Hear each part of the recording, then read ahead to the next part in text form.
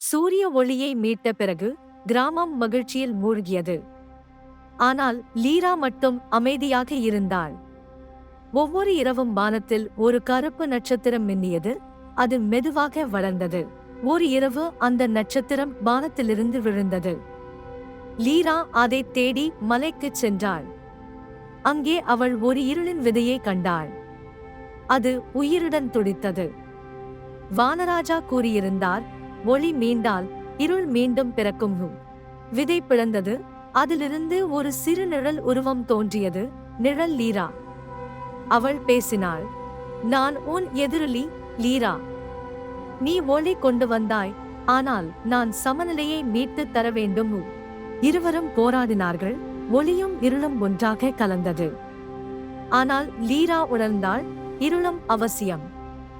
அவள் தனது வெள்ளி இறகை நிழல் லீராவுடன் பகிர்ந்தாள். அந்த நேரம் இருவரும் ஒன்றாகி புதிய சக்தியாக மாறினார்கள்.